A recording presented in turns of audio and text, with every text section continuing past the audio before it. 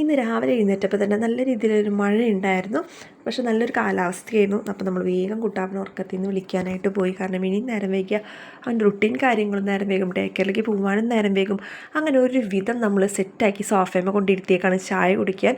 ചായ കൊടുക്കുന്നതും കുടിക്കുന്നതും വലിയൊരു ടാസ്ക്കാണ് അവന്. കഷായം കുടിക്കണ പോലെയാണ് പാൽ ചായ കൊടുക്കുക. അവനൊരു വിധത്തിൽ കൊടുത്ത് നമ്മൾ വേഗം കുളിപ്പിക്കാനായിട്ട് കൊണ്ടുപോയി. ഈ സമയത്ത് അവൻ ഭയങ്കര കൊഞ്ചലായിരിക്കും ഗൈസ്. അങ്ങനെ നമ്മൾ കുളിയൊക്കെ കഴിഞ്ഞ് ഡ്രസ്സൊക്കെ മാറ്റിച്ച് സെറ്റാക്കി നിർത്തിയേക്കാണ് ഡേ കെയറിലേക്ക് പോകാനായിട്ട്. അപ്പോൾ സാവിചേട്ടൻ ജോലിക്ക് പോണേക്കാളും മുൻപ് ഡേ കെയറിൽ കുട്ടാപ്പനാക്കി സെറ്റാക്കിയിട്ടാണ് ജോലിക്ക് പോവാറ്.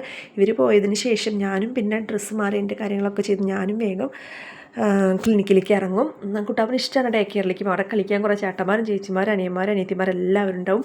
അപ്പോൾ നമ്മളിന്ന് സാരി എടുത്തിട്ടാണ് ക്ലിനിക്കിലേക്ക് പോകുന്നത്. നമ്മുടെ വിഷുവൊക്കെ അല്ലേ വരുന്നത്, അപ്പോൾ ചെറുതായിട്ടൊന്ന് സെലിബ്രേറ്റ് ചെയ്യാമെന്ന് വിചാരിച്ചു. അങ്ങനെ മുല്ലപ്പൂവൊക്കെ വാങ്ങിച്ചു വെച്ചിട്ടുണ്ട് തല വെച്ച് പോകാനായിട്ട്.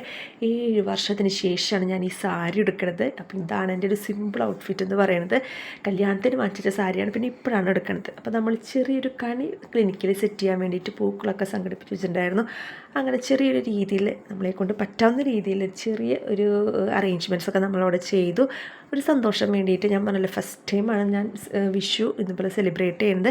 അങ്ങനെ നമ്മൾ കുറേ സംസാരിച്ചിരുന്ന് കുറേ ഫോട്ടോസൊക്കെ എടുത്ത് നമുക്ക് ഭയങ്കര സന്തോഷമായി. അപ്പോൾ ഇത്രയേ ഉള്ളൂ. Okay guys, by.